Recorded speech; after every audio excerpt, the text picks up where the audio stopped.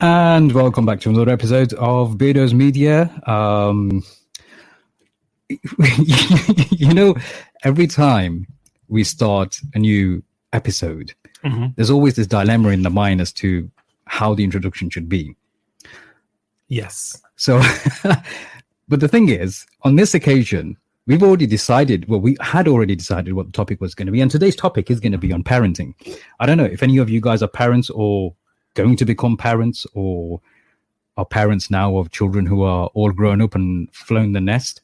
But this is going to be an interesting one because it seems that in contemporary times, especially given the circumstances with lockdowns and stuff, a lot more people have had the opportunity to spend more time at home with their kids or with their families. And it's added a different kind of a dimension into the whole parenting theme or the whole parenting thing in general. So I don't know. I mean, are we going to qualify what we mean by parent in the first place? Is it just is biological parents we're talking about, or people who are in that nucleus kind of a family setup where they've got children living with them? Can it be carers? Can it be foster parents? What kind of parents are we referring to here? Parenting. Okay, so parenting can be done by, well, pretty much anyone. It's not, it doesn't have to be biological. It's the act or the performing the duties of a parent, isn't it? Yeah, to perform now, the duties. It's funny because you say that through the lockdown and everything, people have had the opportunity to spend more time with their kids and more time, as a family unit. Whereas I'm sure a lot of people would word it very different. They've had to. Well, they have had to, haven't they? Yeah. I don't know. If, the reality is, I don't know if everybody would call it an opportunity. Okay. It was daunting at first, wasn't it? Not to me. No, not at all. Generally speaking, yeah, it scared the life out of a lot of people. I remember the kind of Facebook posts and, the whole furlough kicking in and the entire family, because the lockdown in March was very different to what it is now. If anything, I would say now is it a lockdown? Are we locked down? We were talking about this on the way here. I don't see people actually thinking about or feeling that this is a lockdown like it used to, it was in the first instance, the first lockdown. Yeah. I can't see it the same way. I don't feel that people are taking it like they were taking it before, if you know what I mean. Yeah, but it's been a while though. If you start from March, where are we? April, May, June, July. We're coming up to the end of the year. Yeah. So, there's only so much scaremongering stuff you can do, isn't it? Yeah, true. True. But I think the core question here is, look, for those people who have responsibility over children, right now, there are so many things going on in people's mind, the mental health issues. People feel they're being locked down. The word lockdown itself is quite intimidating for some people, feeling restrictive. No, but if you think about the impact it's had, I mean, take Burton, for example, the number of incidents that have happened in the last few weeks, out on the road, violence, involving young people, drugs related, crime related. Do you think people are trying to kind of, they feel that they've got to now fight their way out of this or something? How what are your thoughts on that? I think people have took it upon themselves to restore some kind of normality now. There's only so many times you can wait for Boris's latest announcement. To be fair, there's only so much patience, as a human being you can have for this guy and his announcements and his U-turns and everything else. So I get it. I understand where people are coming from when they kind of take it upon themselves to say, you know what, I'm going to leave the house. We're going to go out. We're going to extend our bubble or expand our bubble. We're going to do this. We're going to do that. But coming back to parents, they've had it tough. Because you know what? Work is often seen as an escape for,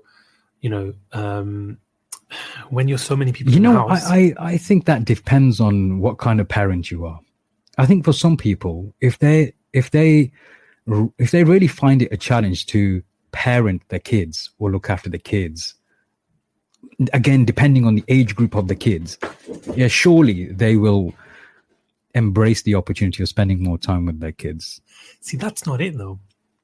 I don't agree with that. I don't think that they struggle or they find parenting daunting. I just think This is the whole they're of the understanding that the they don't family need to makeup. be under the same roof 24 hours a day in order to parent their children.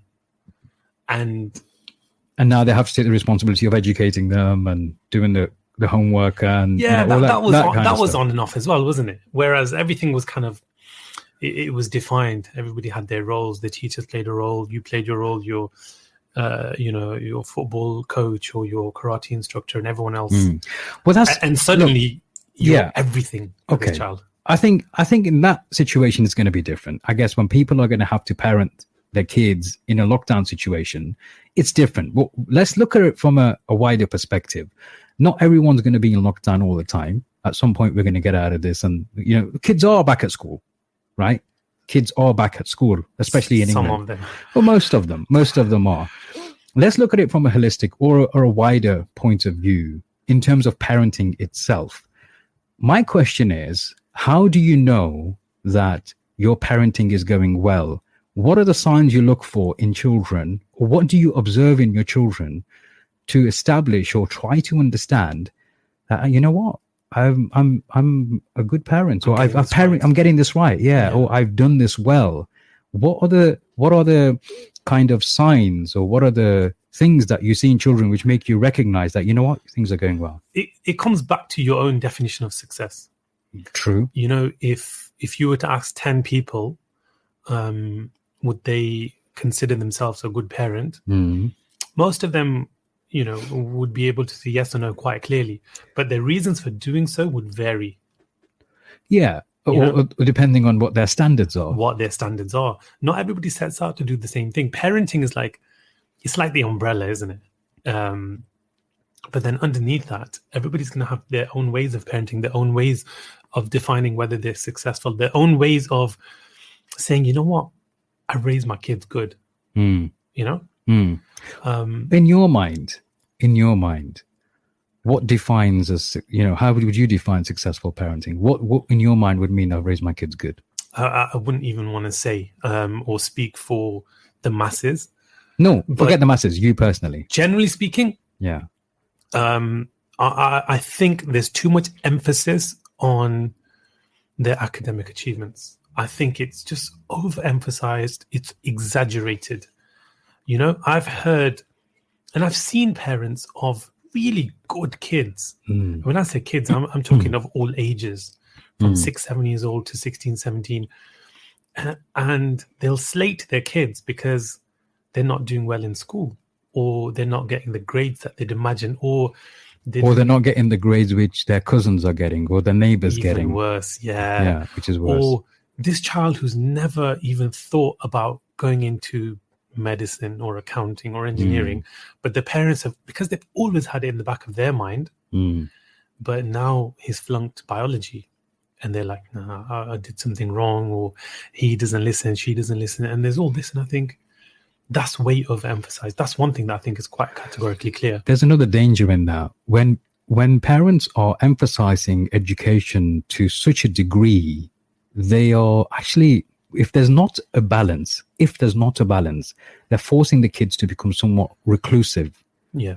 The other danger is, if you've got a child who's being pressurized to perform academically, then what message are you really sending them if it's kind of enforced to such a degree that your life is revolved around their education, their life is revolved around their education, they're having to spend extra time in education at home as well as school. It's a very selfish little bubble that they've created for this child. Yes. My take on it is that when a child, if there's not a balance, I'll caveat that again by saying, if there's not a balance of a good social balance, social life, as well as the academic life, then there's an issue, a deeper underlying issue created for this child. Your expectations of this child have risen so high that you're expecting them to perform for themselves, or how they may make you look, which is a very selfish way of looking at things. If you, on the other hand, have a balance to say with the child, okay, academic education, we want you to achieve well, we want you to achieve, good results, but at the same time, Let's go out on a Saturday and give out some sandwiches to the homeless people. Let's go out and do some socializing with your cousins, your uncles and aunties, so you know what relationships mean. Let's have proper conversations with families so you understand the dynamics of what family means, what relationships mean, how to hold conversation. These social skills. If they're not brought into the balance, then there's an imbalance. There's a big imbalance where if a child is continually being asked to focus on their education, who is that education ultimately going to benefit? That child. Yes. It's a very selfish way of looking at life. I think there is an imbalance. I think I want to say there always has been for as long as I can remember. Somewhat it's getting better now. You know what? From the people you've observed. From the people that I've observed and from this current generation of parents, if we can call them that, they're understanding that grades aren't everything. When you say this current generation of parents, who are you referring to? Well, the ones that have got children of that age group, Which age group? Coming out of school. No, because you have studies. Okay, you have parents who are of a higher age and they've had children late. Regardless of the age of the parent right now, it's about the age of the children. So if you've got children who are, I don't know, a young teenager, for example, who are setting up their life, the platform, the foundations. Yeah. I think those children now, a small percentage of them have got it somewhat better than perhaps what we had. When we had to go through that, there was very few of us that could get away with failing at school. That could get away with, bad grades or bad focus or attention. It's getting marginally better, but it's still imbalanced. Just because, you see yourself. Yeah, it reminds me of a saying, and I can't remember who said this. It was a prominent religious figure who said, "Do not bring your children up as you were brought up by your parents, for they are being brought up for a different time." It reminds me of that because for every generation, you have a different environment, and your parenting skills have to be conducive to that particular environment. It can't be detached. You can't use old school thinking and methodologies. Some of them will work. No, I think you can. I think some of it, like I said, some of it will work, but some of it won't work because you have to understand the dynamics of the environment in which they're being brought up in comparison to the environment that you were brought up. Look at the difference in the way the social life is. Look at the way look at the way of life, how the ways of our lives have changed throughout just the last 20 years. But are we not their environment? I think we are, but we have to be conscious enough to understand that the environment has evolved and changed. If we're still in our own environment... Again, I think we've overcompensated. How? Would you agree that majority of us were raised pretty strong? Handle our own, be able to do our chores, to be able to kind of learn respect and manners and everything else. We kind of came into these were like out of childhood a little bit equipped in order to take on the world, or at least Well, some of us had to come out of childhood early, because of circumstances. Yeah, but we could. Yeah. We were always equipped for it, even those that didn't have to. Do you think parenting is softer now? Is that what you're trying to say? Oh, come on. Are you even going to suggest? Am I even going to question it? Are you even going to question it? Are you even going to suggest? I'm trying to unpick the things in your mind to find out exactly where you're going with this. So you're saying that people definitely are across the board. Generally, parenting has become a lot softer, which is beyond my understanding. If anything, and I don't want to be too controversial, but I do at the same time. It's easier now to be a parent than probably ever. If we're talking about, maybe financial standings. In what way? All sorts of ways. Go on, give me an example. All kinds of ways. Give me an example. Levels of poverty and stuff are lower. The facilities available, the support available. Are they lower? Well, yeah, I would say so. I don't think they are. Okay. Depends on where you are. What do you mean? Depends on who you are, where you are, what where you are in life, all sorts of things. Poverty aside, well, what was the next thing that you mentioned? Everything, be it devices, be it technology, be it there's an app Okay, for so all kinds there's of a things. technology that's made life easier in some regards, but has that not also made life tougher in some other regards, as a parent if you let or it. as for the children? Yeah, but for the parents, in order to kind of be a parent, being a parent today is easier than it was, I don't know, for our parents 20, 30 years ago. Generally speaking, the odd parent may have it tougher. If there's a single parent or if there's a family going through a particular difficult time, I get it. There's always going to be exceptions. But generally speaking, it is easier, but we've made a hash of it. We make it seem so difficult because there's an imbalance. We overcompensate for, I'm going to say, just. So your opinion on this matter is that parenting in theory has become easier, but the end results are worse. Yes. Okay. Yeah, that's pretty much summed it up. That's it. Thank you very much for listening. So if that's the case, how are you measuring that? How are you measuring? Yeah, the results. Well, the results are our society today. Give me results example. Are ASBO is being issued to children. The results are levels of crime and bullying and vandalism and all this sort of stuff. Do you not think that existed to the same percentage kind of level before? What do you think? Do you think 20 years ago you'd get as many? Population was less. Let's not talk numbers. Let's take about percentage. No. Number of the amount of crime per. No. Okay. We're not a stats show, so we're not going to go into per capita or per anything. Yeah. A place like Burton or Derby or wherever you live, yeah. There was roughly about the same number of people in town, or when you're living in your street or in your neighborhood.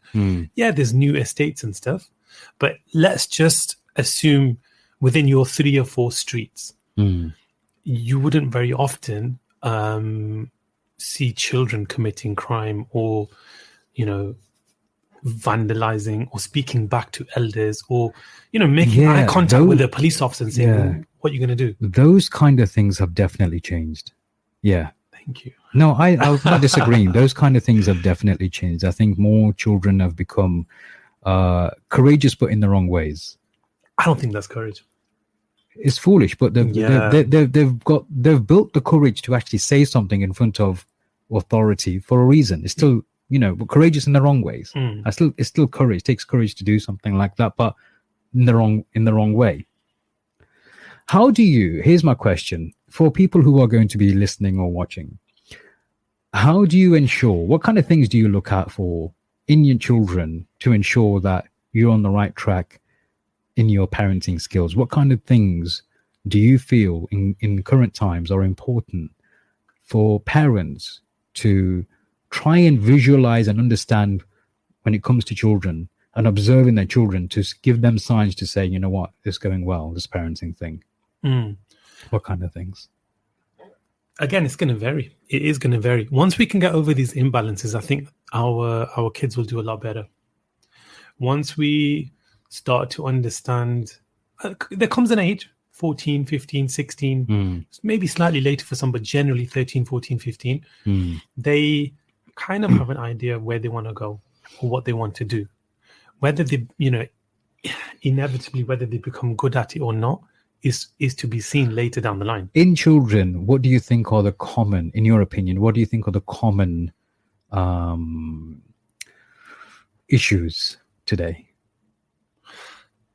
Common across the board, generally, without sounding like we're stereotyping. Well, we are. We're grumpy old men. Let's be honest. We're bold. We're fat. Our hair's going white. But the truth is, a few of the issues today are we're unable to discipline our children. We're unable to instill in them respect, manners, courtesy, and general care. That's unconditional care almost. Everybody can teach their child to respect them back or their authority back. But we're not good enough at going above and beyond like our parents went. In our time, for example, if I was messing about on the street or in the next street or in the park, or I was, I don't know, picking fruit off the tree and throwing anything, if I was messing around and somebody on that street, an uncle or someone saw me and they gave me a clip around the ear saying, why are you knocking on doors and running away? Whatever it was, mischievousness, you wouldn't go home and tell your dad. Yeah, because you realized it was your own fault. Yeah, because you know what's going to happen. If I got a clip around the ear from somebody down the street and I went home, said, Dad, Uncle hit me, 2 more clips around the ear. But there's a deeper thing here. There's a more important thing here, is you understood that you did wrong. This is the difference. At that point when you got a clip round the ear by an uncle, you realized, hang on, I can't come home and tell my dad. It's because I know I did wrong, and my dad won't stand by me if he knows that I did wrong. Although nowadays you see parents, just because their child got told off by somebody older, they'll wage war on them. How dare you? How dare you? Even among siblings. So if, as an example, is if you've got a guy or a family, their child gets told off by their uncle, the brothers will start fighting over the kid. It's silly. But the important thing here is, at that point when you get a clip around the ear or from an uncle, you realized you did wrong. Yeah. Nowadays, again, I don't want to stereotype, but I think now more and more people, from my observations, will find it more offensive that they got a clip around the ear by somebody outside of their... Yeah, and that's where it comes. We come back to your... There's admission that they did wrong, and the problem here is the lack of understanding that actually I did wrong. Yeah, that actually did wrong. Where does that understanding come from? Where does this sort of sense of entitlement come from? We are instilling that in our kids. Absolutely, I agree there. We don't often agree with many things, but that I agree. I think there's an issue with parents themselves with what they're teaching their kids passively. Yeah. If you think about parents confiding in a child about the other parent, oh, your father did this, and what are you teaching that child? Number one, you're instilling hatred in that child about the father. Yeah. Number two, you are showing that child that it's okay to blame others. Yeah. Think about where this is going. You're actually showing your child it's okay to blame others for the situation you're in. Rightly or wrongly, whether that parent, whether it's the father or the mother or whatever, there's an underlying issue here. And we're not teaching the child to think for themselves. It's easy to be authoritative or an authoritarian, to instill certain rules in the house. But how often do we get the children to think? It reminds me of, the Quran is very clear on this. It's always talking about afala ta'qilun, think, always asking the reader to think. We think education or educating our child is about telling them. We don't ask the right questions. And then if we're not asking the right question, we're not getting them to think for themselves. For me personally, there are a number of things which are indicators in terms of parenting to suggest to me whether there's something that I need to change with my parenting skills, or there's something that I need to do different with my kids. So one of the things I touched on earlier was the social skills. Yeah. Now, if a child is not displaying social skills, like when you got relatives come over and they leg it, the kid legs it, goes to the bedroom or goes to another room, this isn't a good thing. No. Because they're not learning how to socialize. Now, generally speaking, people who are successful in life, and when I say successful, I know it's a very subjective term, but I'm just saying generally who are doing well in life, they are team players. They know how to build a team around them. They know how to make use of the people who are around them. They're the team builders, they're team players. They know how to socialize and can have conversations with different people. So these are the different kind of things that are instilled from a childhood stage, being sociable with people. How many times do you see that your brothers or sisters might come to a house, or you go to your brothers and sisters' house, and the kids aren't there to be Not seen? there, yeah. You know they're home, but they're not there. But they're not having a conversation with But you. how has this gone so wrong? How That has it comes down to changed that comes so down to much? parenting. Look, you've got a set of parents, yeah, or you've got a generation of people who each one of them has been raised by the entire village. You know, when we say parenting, it was more than just mom or dad. It was the uncle down the street. It was the local shopkeeper. It was the local, policeman and milkman, and everybody played a part in raising this child. Yeah, they all because performed parenting duties on that child. Yeah, and now the difference between an entire village raising a child, fast forward 20 years, there's one entitled child with an attorney at hand 24/7. Yeah. And that's the protective parent, parent. How dare you speak like that to my son? How dare you do this and do that? And who are you to? And the child sees this. Yeah. The children now will come home and say, oh, the teacher told me off. It wasn't really my fault. It was everybody's fault, but I got told off a bit more, or I got the detention. And more often than not, that parent will march down to school the next day and have it out with the teachers. Yeah. Before they've had it out with the teachers, they've ranted in front of their child. She did what? Your teacher did what? How dare this be? I'm going to go there. I'm going to go. And the child, you're not aware of what exactly this child is picking up. I've seen this happen firsthand, where a child may have done something wrong. Yeah. As a governor at school, you get to see all the time, you'll see. I've seen like certain children who have done wrong in school, right? They'll come back and they've been disciplined. They've maybe got extra time at school, detention or whatever. By the time they get to their parents and explain to the parents why they were late, that, it wasn't my fault, somebody did this, and it's the teachers, whatever, that parent has actually sworn towards the teacher in front of the child. Now think about the message you're giving to this child.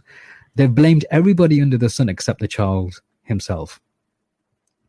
What are you teaching that child passively by doing stuff like that? Shabana says the Ottoman schooling system focused on the individual strengths of each student and helped nurture that. You can't teach a fish to fly nor a bird to swim.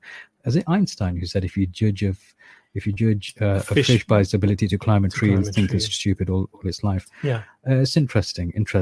May says, as a mum of 3 in the 50s now and 7 grandchildren, you never switch off from being a good parent and guide. They have to have boundaries set as it helps them in later life respect themselves and their children. Our village copper would give you a clip around the ears. You didn't do it again. Laugh out loud. Which is what I'm saying. There's collective parenting going on. There was nothing wrong with that. I think, generally speaking, as a generation, we didn't turn out that bad. But the thing is now, because of the scares around how you discipline a child and safeguarding issues and laws against smacking children and whatnot, what was was it Australia or which country was it recently who've outlawed the smacking of a child altogether? Australia or Scotland? I'm not sure. Not Scotland, was it? Saw something recently. Sahil says it's important to raise children with the correct morals and discipline from an early age. They need to learn right from wrong, because when they have a free reign as they grow, you hear too often when they reach teenagers that the parents say they won't listen anymore. Well, why should they now, when at the time they needed to? Nothing was done.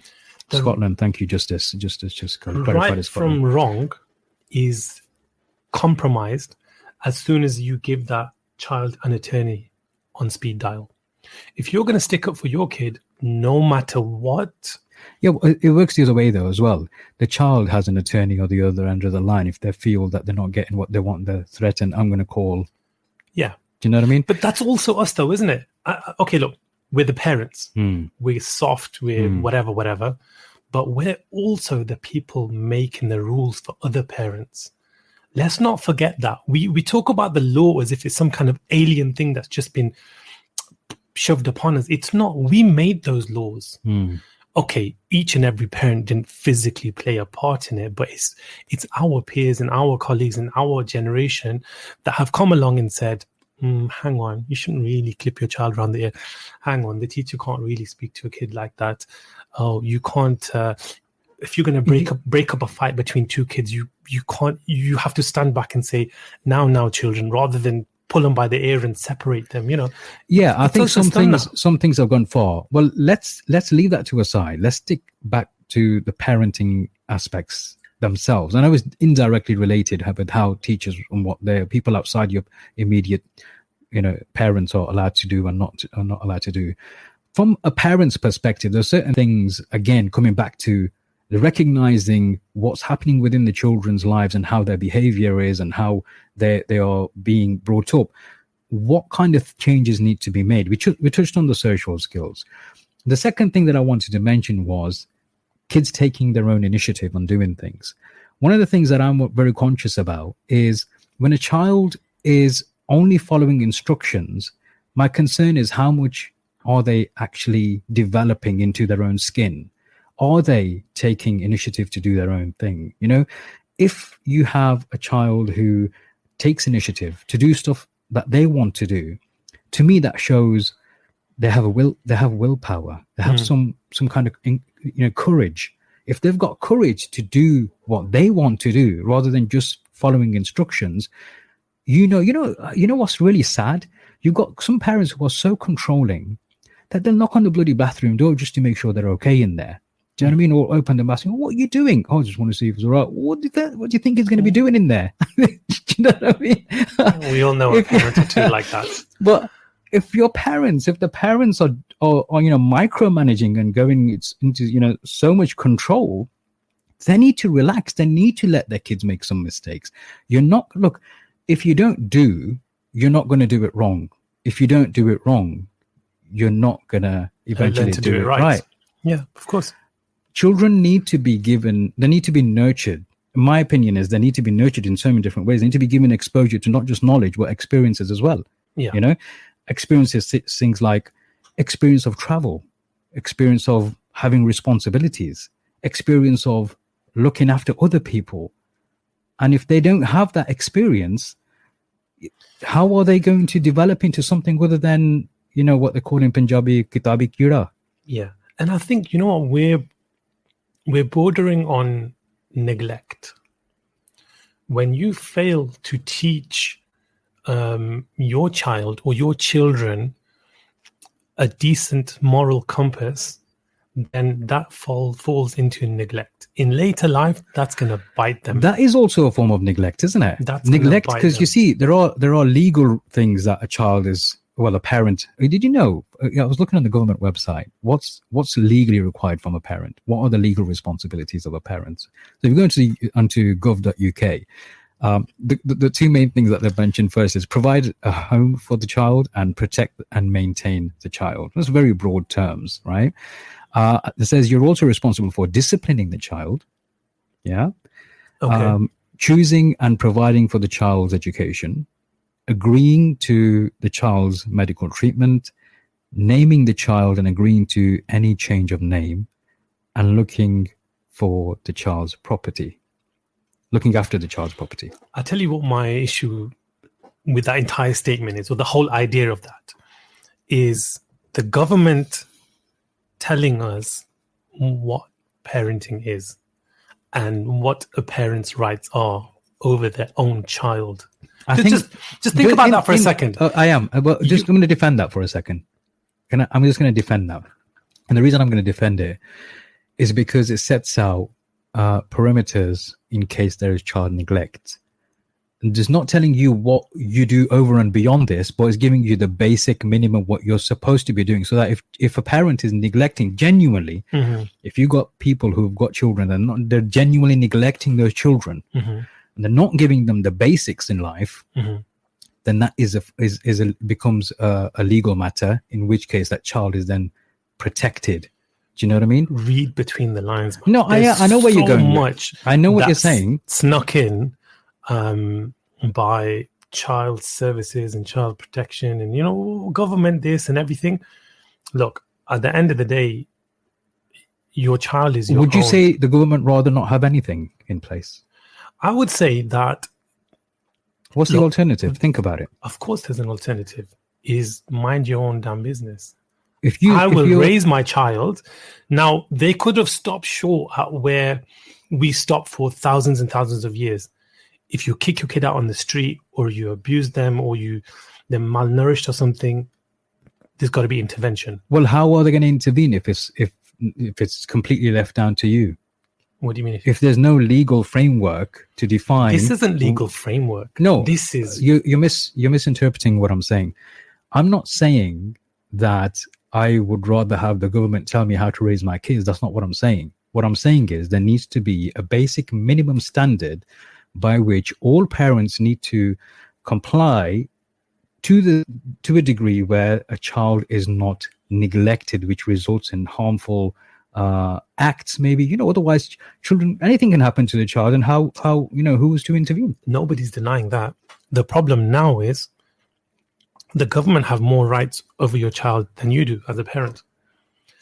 In fact, most kids nowadays will be able to dictate to their parents what their parents can and can't do, can and can't say, can and can't stop them from.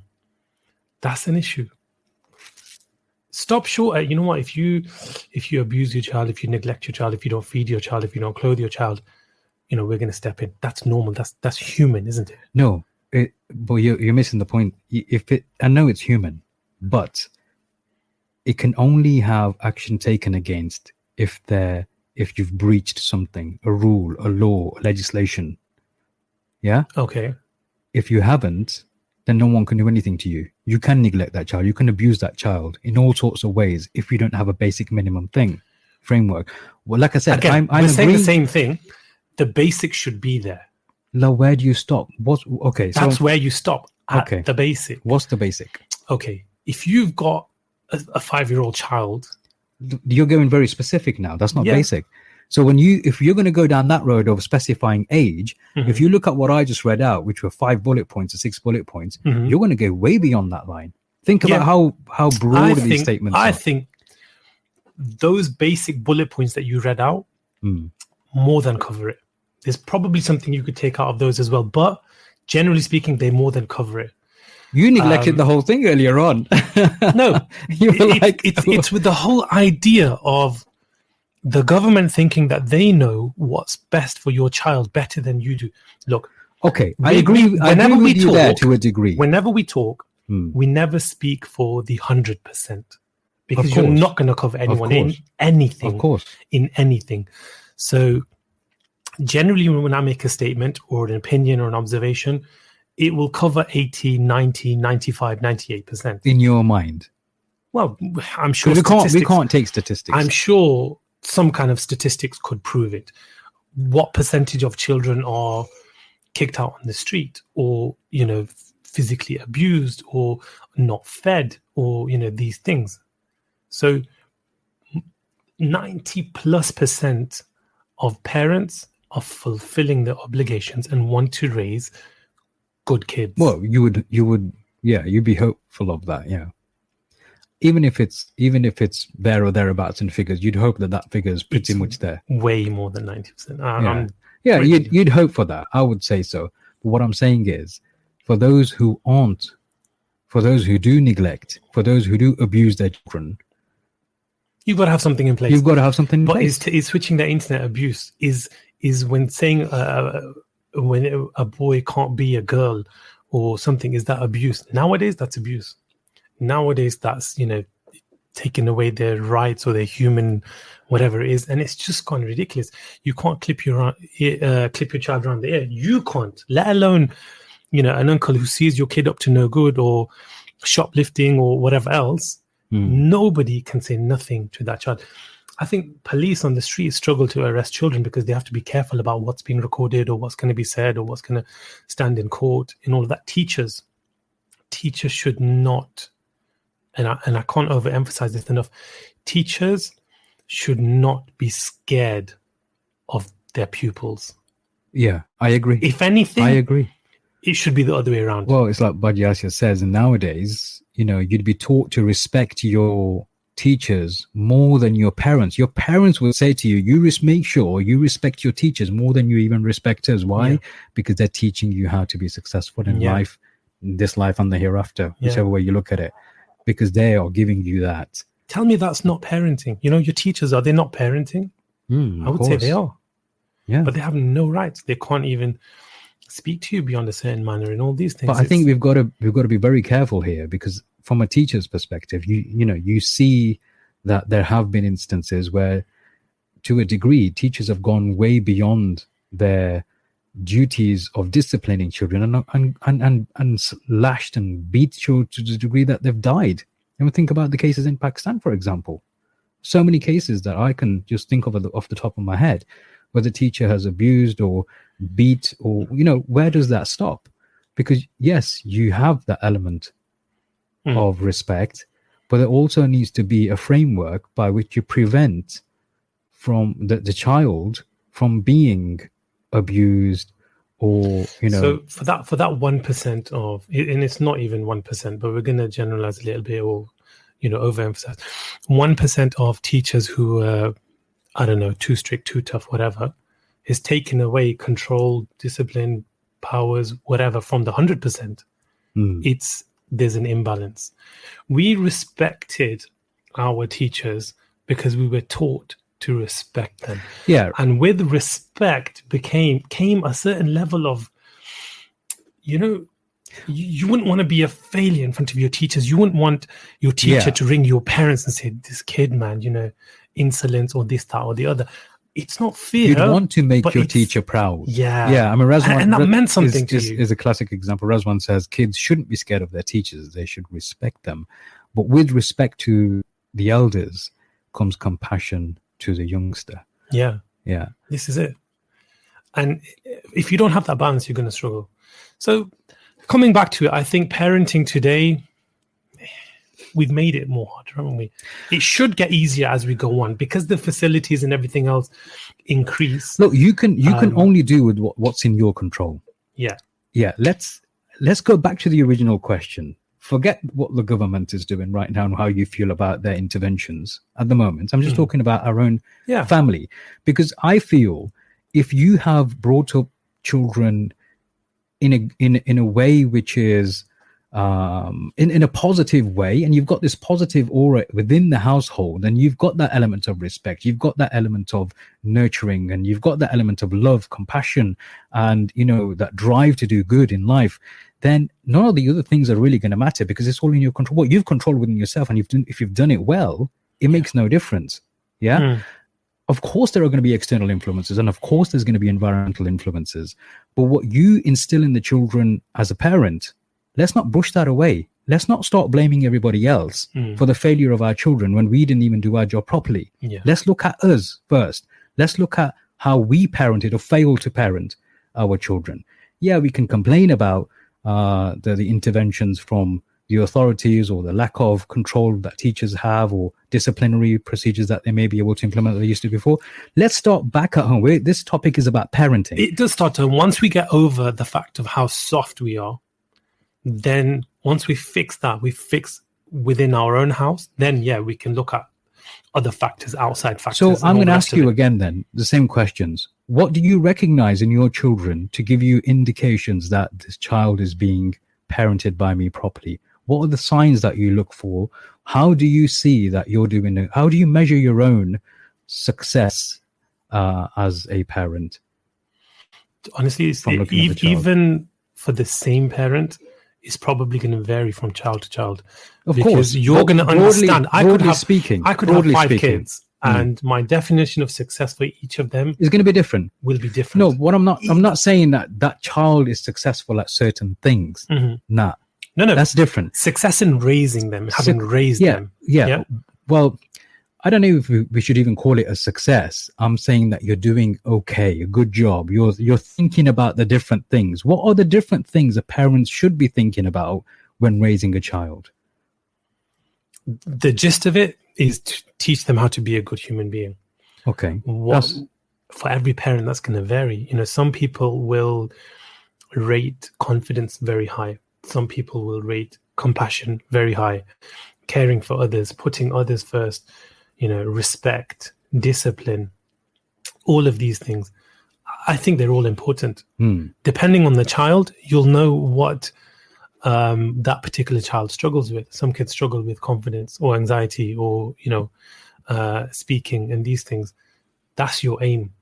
Now you know where the goalposts are. You know what you have to do as a parent and how you have to parent this child in order to give him the best chance in life. You said him. I'm assuming you're thinking about a specific child at this stage. Him or her. No, I'm just thinking because when people talk about these things, they usually have certain people in their mind to think about what do different people require from me as a parent, or what different children of mine require from me as a parent.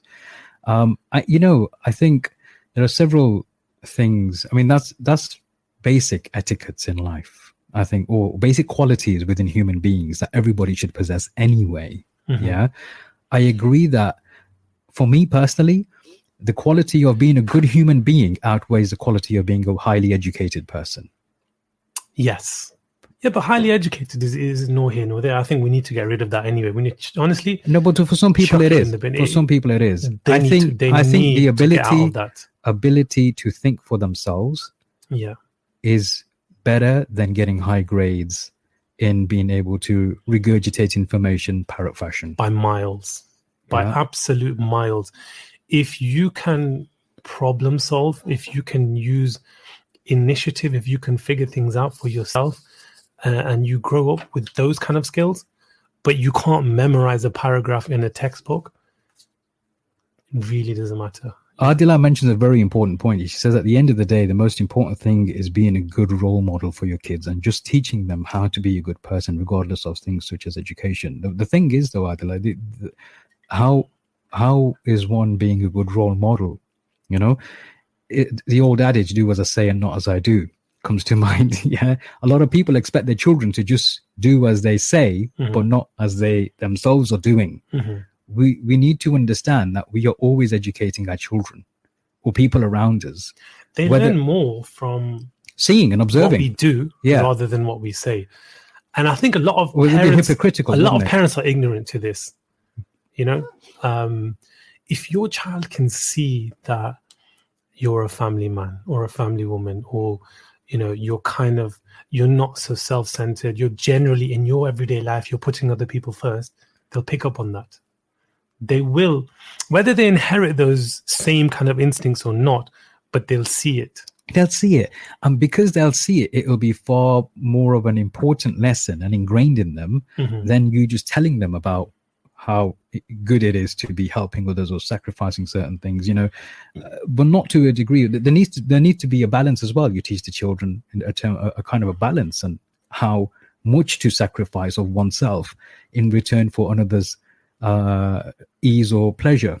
Do you know what I mean? When you say balance, what do you mean? Well, we have to look after ourselves as well. You have to learn, as good as and nice it is to say yes to people, we have to learn how to say no and when to say no. Okay. You can't always be a people pleaser all your life. I don't think a people pleaser even comes into it. I don't think we've even touched upon that. I know, but what I'm saying is, you asked the question, I'm answering in terms of what I was thinking when I mentioned it, that the balance is that there are people, I mean, I've seen people within my own family, like extended family or siblings or whatever, who will go out of their way for people who matter less than the people who matter more. Are there people who matter less or more? That's a good question. I think you know what I'm coming from, though. Yeah. Okay. I think you know where I'm coming from, though. When it comes to helping people, if somebody needed, I don't know, let's just say it was financial help, as an example, there are more likely to say yes to somebody from outside the family than they are to somebody within the family. See, I've noticed the opposite of that also. I've noticed both, but I'm saying there is the situation. I'll tell you what the issue is overemphasizing the whole blood is thicker than water narrative is also an imbalance, will cause an imbalance. I agree. Between a close family member needing, I don't know, a Ferrari on their Well, wedding that's a day. luxury. I'm No, talking but- about basic necessities. But when it comes to basic necessities, yeah, you're I right. feel if, there's if an- it's like for like, Yeah, then you start from home. I feel there's an obligation, there's a duty. Mhm. It's not just a favor. It's an obligation. It's a duty. That's just the way I think. Well, But that's what we're taught, isn't it? That's what we're raised, be it, in accordance to faith or our parents' teachings and stuff. We're taught, and I know it's a saying that charity starts at home, but home is beyond your four walls. Home is your neighbors. absolutely, Home is your I immediate agree. family. This is home. I agree. But again, there's got to be a balance. If there's somebody without food, but then there's your close, family member without, I don't know, like a one step downgrade of broadband or something. I'm just going to give you a small example.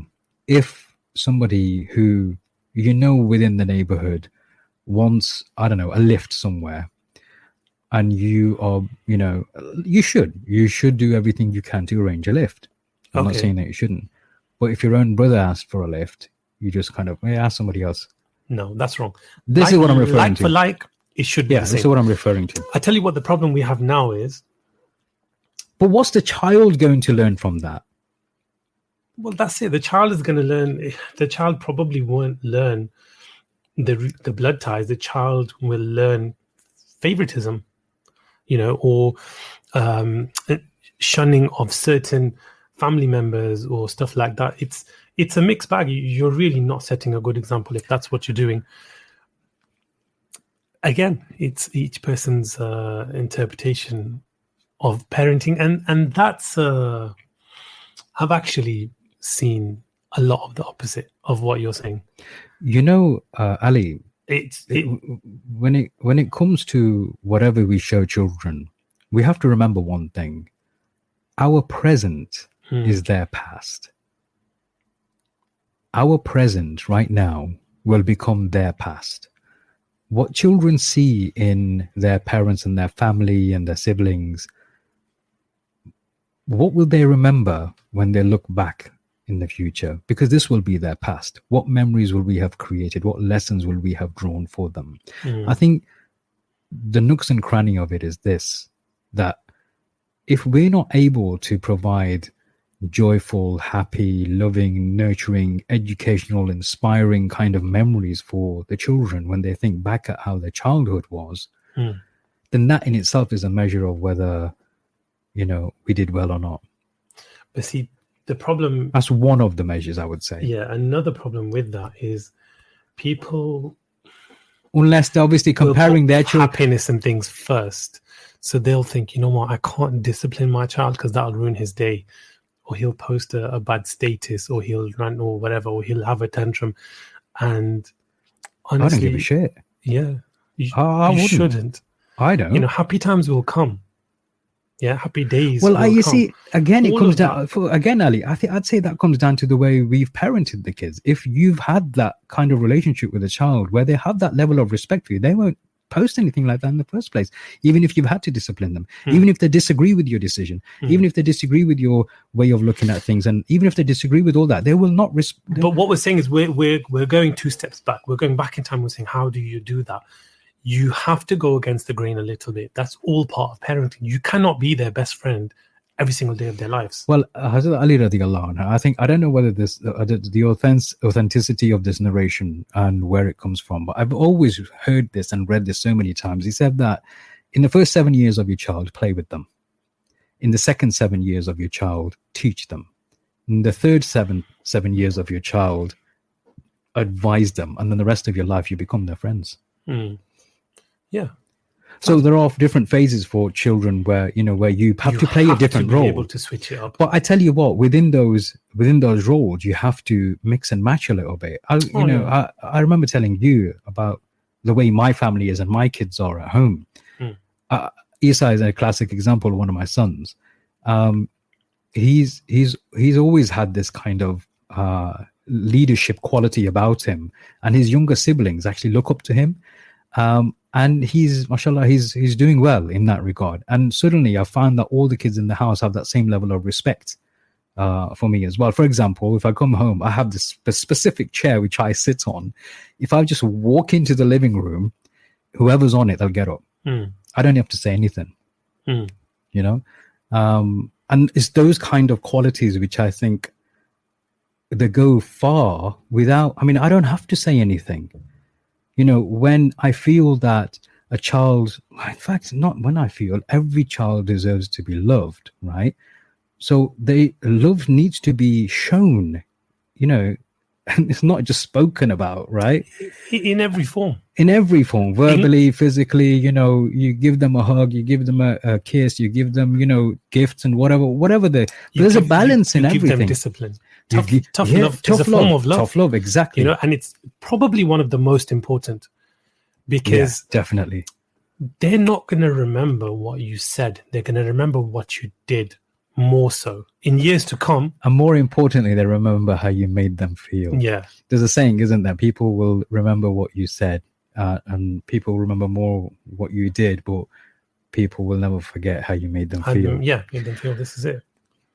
Why did we become so soft? I don't think I don't think I am. Okay. I have my times of disciplining, and I have my times of showing love and nurturing. Mm-hmm. Alhamdulillah, I'm quite blessed to have what I feel is a balanced, healthy environment in the house. So, judging your own kind of parenting observations, would you say you've done it right? You've done well? I feel I've done what I could do. I think it's always a work in progress. And I feel education matters a lot. For me, I mean, I don't mean academic. When you education, say education, we're talking out of school. Okay. I mean, for educating your child matters a lot from you as a parent. I think nurturing a child takes many different ways, which is why I was talking about the social skills. I was talking about them taking their own initiative, observing whether they are taking their own initiative in certain aspects or not in life. You know, can they share things? If they're not sharing, they've become, you know, they're developing selfish traits. And how much are they really going to sacrifice of their own, you know, for the benefit? It's an insight into that child's future, isn't it? Yeah. Are they willing to learn? You know, are they trying new things? You know, who are they inspired by? How are they inspired? You know, how original are they, or true they are to themselves? This is a very important thing. If a child isn't behaving true to themselves, then that's a concern for me. They're going to become very cosmetic, in my opinion. Is there any elements from perhaps your own childhood or that which you observed around you that you would think, nah, today that doesn't wash. We shouldn't have done it like that? How right did the last generation get it? I think they got it really, really good. They did really, really well for the situation they were in and the environment they were living in. But I don't think everything they did then would be conducive to the environment we're living in now. Because we changed the environment. Yeah. We ruined it. We're so sorry. It is what it is. Yeah. Alhamdulillah. So we've reached 8 o'clock already, and we could have continued as usual. We have decided to make this a 2-part series because there's lots to talk about. Today was about parenting, and you know what? I have so much more to say on this topic, but we need to tie this in with the topic for next week, which is about being the child and what kind of relationship we have with our parents. Mm-hmm. So rather than the parenting element, is from being the child. What kind of child are we towards our parents? Yeah, how were we parented? And then obviously, we're in the middle. We're very much in the middle. So if we look down, we have our children. If we look up, we have our parents. Yeah. And we have obligations to both. Hence, you know, this is going to be like a 2-part show. And I think the second one is no less important, if not more important. I think there's a lot of importance in discussing how, or the kinds of relationships people have with their parents, because that too has changed. A lot of that has deteriorated, in my opinion, in terms of how children. You know, whichever way you look at it, Maj, it's us that managed to get it wrong. So you know wrong. what? There will always be. I'm wrong. not sure it's always going to be wrong. What I'm saying is, there's always going to be a more. There are going to be more options now. what options you choose may feel the right option for you or that individual at the time. We don't know what they're going through or why they decided to do what they did. We just observe from the outside. But we don't know what's going on in real terms. We can only form opinions and judge by the apparent. Yeah. The apparent is that something worked for hundreds of maybe thousands of years, and suddenly it's all about how we feel and how about the problem is situation is and our circumstances. The problem is we used to judge by the apparent, but today we now judge by the apparently. I like that. I think you should pen that somewhere. I'll pen brilliant. That one. But yeah, I look forward to next week's show. I think it'd be a very interesting one. Great. In that case, thank you everybody for joining us once again in today's show. For those of you who are listening on the podcast, then look out for the next show, which will be live again on a Tuesday, every Tuesday at 7 p.m. on Beardos Media. And those of you who are watching live, as always appreciate your contributions. They're always interesting to read. And we shall, with time, move on to the next one. For tonight, it's a goodbye. Sure. Take care.